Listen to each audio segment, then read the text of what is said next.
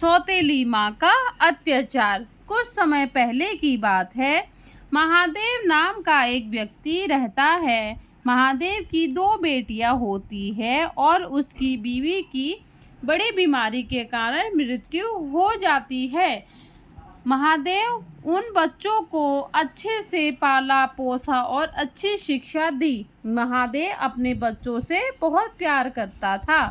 कुछ समय बाद महादेव ने अपनी बड़ी बेटी की शादी कर दी। उसकी बेटी को अच्छा घर परिवार मिला। वह बहुत खुश थी।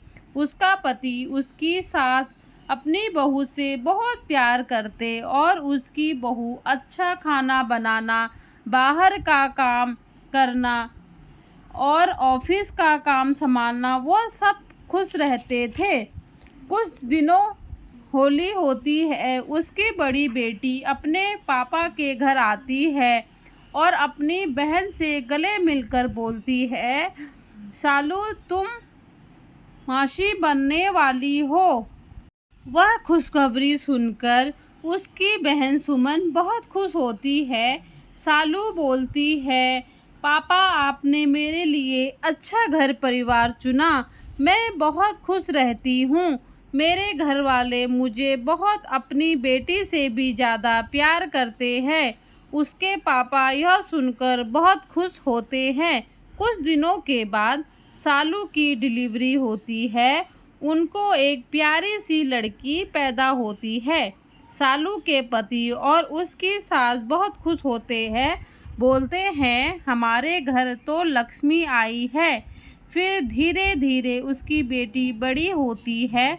वह 5 क्लास में पढ़ती है। शालू अपनी बेटी को स्कूल छोड़ना, घर का काम करना, इसी में बिजी रहती थी। एक दिन शालू रोज की तरह अपनी बेटी को स्कूल ले जाती है। जैसे ही वह अपने घर पहुंचती है, उसने अपनी बेटी को बोला, बेटा आप अंदर जाओ, मैं मार्केट से कुछ सामान ले आती हूँ। जैसे ही वह आगे बढ़ी, एक ट्रक आता है, उसकी गाड़ी को ठोक कर चला जाता है और वहाँ से भाग जाता है। शालू का बहुत खून बह गया। आसपास के लोग उसे हॉस्पिटल ले गए। जैसे ही शालू का पति वहां पहुंचा तो उसकी मृत्यु हो गई। डॉक्टर ने बोला, बहुत ज़्यादा खून बहने के कारण शालू की मृत्यु हो गई। अब लोग बहुत रोए। उसकी बेटी और शालू की बहन बहुत बुरी तरीके से रोने लगे। शालू के मरने के बाद उसकी बेटी की सही देखभाल नहीं हो पा रही थी।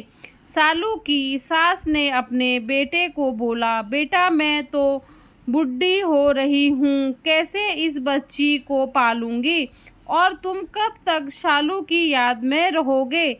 ऐसा कैसा चलेगा? बेटा तुम दूसरी शादी कर लो। उसने अपनी माँ को बोला, ठीक है माँ, जैसा आपको सही लगे। शालू की सास अपने बहू के घर जाती है और महादेव से बोलती है, महादेव जी, शालू के मरने का गम हम सबको है, लेकिन क्या करें, बच्चे छोटी है, देखभाल नहीं हो पा रही है। मैं सोच रही थी, अगर सुमन की शादी तुम मेरे बेटे से कर देते तो बहुत अच्छा होता। अगर मैं अपने बेटे की शादी कहीं और करती हूँ तो पता नहीं उसको कैसे सौतेली माँ मिलेगी। दोस्तों, इसका अगला भाग नेक्स्ट डे आएगा। अगर आपको मेरी कहानी पसंद आए तो चैनल को लाइक शेयर सब्सक्राइब करें।